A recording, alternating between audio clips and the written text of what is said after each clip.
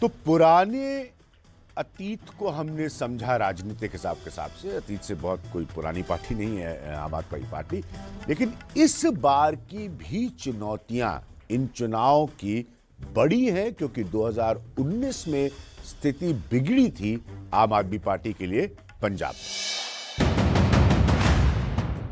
इस बात में कोई शक नहीं है कि राजनीतिक तौर पर पंजाब की राजनीति में बादल के कमजोर पड़ जाने पर और कांग्रेस में अमरिंदर और सिद्धू के झगड़े की वजह से अपनी जगह बनाने और बढ़ाने में अरविंद केजरीवाल और उनकी आम आदमी पार्टी को फायदा मिला है। ये वो पार्टी है जो 2017 से 2019 में वोट प्रतिशत में काफी घट गई, लेकिन अगर सी वोटर के मौजूदा चुनाव के लिए संकेतों को माने तो वो सबसे बड़ी पार्टी बन सकती है।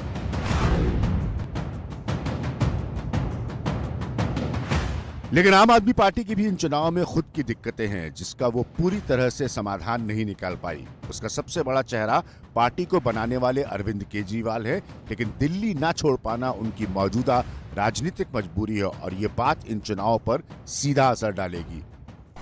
आपने 26 साल कांग्रेस को दे दिए, 19 साल आप लोगों ने अकाल बादल परिवार को दे दिए, 5 साल, बस 5 साल मांग रहे हैं आपसे।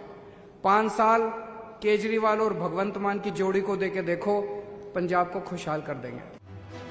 आपने भगवंत मान को अपनी पार्टी का चेहरा बनाया है, लेकिन पंजाब में उनका चेहरा वो राजनीतिक परिपक्वता या मैच्योरिटी नहीं देता जो मुख्यमंत्री के चेहरे से उम्मीद की जाती है। और कुछ उनके मेरे खिलाफ उनको मिलता नहीं है, ना तो कोई करप्शन का के, ना कोई ऐसा कुछ के मेरे घर पे ईडी आए या मेरे घर पे कोई छापे पड़े। ये बातें बनाकर पिछले 11 साल से बोल रहे हैं, ये कौन सा आज से बोल रहे हैं। तो मतलब सब पता है लोगों को कि ये बदनाम कर रहे हैं।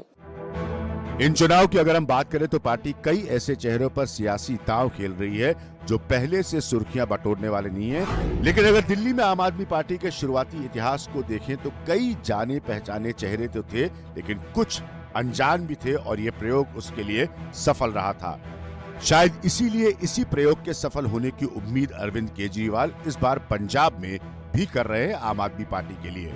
फोन आया जी, आशीर्वाद चाहिए आपका नामांकन के पहले, तो मैंने उसको यही कहा, मैंने कहा भगवान करे आप इस बार सीएम बने, भगवान करे आप मरते दम तक सीएम ही रहें और आपको कोई ना हरा पाए।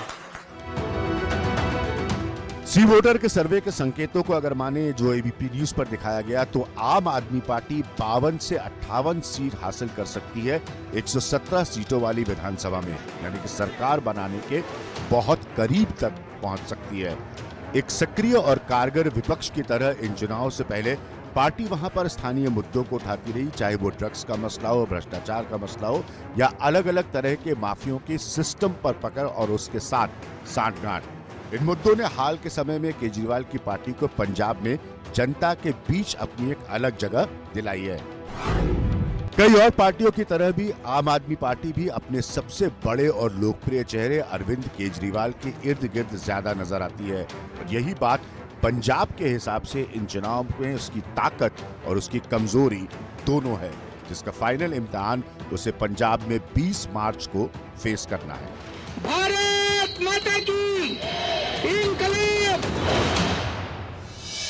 तो यहां पर यह भी देखना बहुत जरूरी है कि अरविंद केजरीवाल और आम आदमी पार्टी की कमजोरियां क्या हैं।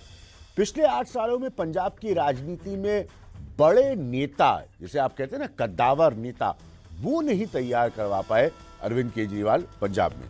दूसरा पॉइंट है, अभी भी एक हिस्से में बाहर की पार्टी की छवि है, क्योंकि दिल्ली की पार्टी है, पंजाब की पार्टी नहीं बन पाए। तो ये दूसरा पॉइंट है।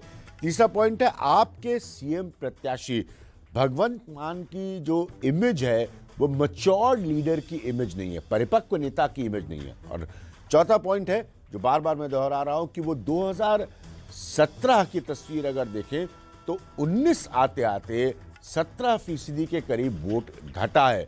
हालांकि उम्मीद ये की जा रही कि इस बार वो बेहतर करेंगे। तो ये कमजोरियां है अरविंद केजरीवाल की पंजाब।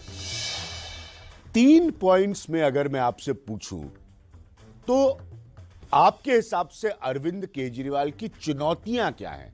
कुछ तो दिक्कतें हैं उनके लिए इस इलेक्शंस में, चुनौतियां क्या हैं 3 सबसे बड़ी आपके हिसाब से? उनके पास जो एक ऑर्गेनाइजेशनल स्ट्रक्चर होता है वो इतना स्ट्रांग उनका नहीं है। हालांकि उन्होंने कोशिश की है कि सारे पंजाब में उनके गांव स्तर पर या मोहल्ला स्तर पर उनका कार्य बने, लेकिन उनमें उनको पूरी कामयाबी नहीं मिली है।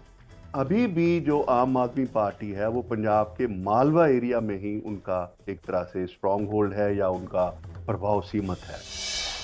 एक तो बात ये है। दूसरी बात ये है कि अभी भी ये एक बड़ा प्रभाव है कि आम आदमी पार्टी को दिल्ली से कंट्रोल किया जाता है और केजरीवाल पार्टी को वहीं से कंट्रोल करते हैं। जो पंजाब की लीडरशिप है आम आदमी पार्टी की, वो उनके पास उतनी ऑटोनॉमी नहीं है। और तीसरी बात कि वो पंजाब में भगवंत मान के बाद कोई उनके पास कोई बड़ा लीडर भी नहीं है। वो एक तरह से एक जो नई पौध होती है लीडरशिप की, उसको वो नहीं ग्रूम कर पाए पंजाब में। उनके पास बड़े लिमिटेड फेसेस हैं। सो इसीलिए वो सिर्फ ब्रांड केजरीवाल पर ही ज़्यादा डिपेंडेंट हैं अपने इलेक्शन चांसेस के। तो ये था परिवर्तन के इस एपिसोड में अरविंद केजरीवाल और पंजाब की राजनीति का जिक्र। बड़ी चुनौती है अरविंद केजरीवाल के लिए कि वो वाकई पंजाब की सियासत में परिवर्तन लेकर आए। इसी तरह से हर एपिसोड में हम परिवर्तन कौन ला सकता है, उसका असली प्लेयर कौन बन सकता है, इसका जिक्र करते आए हैं और करते रहेंगे।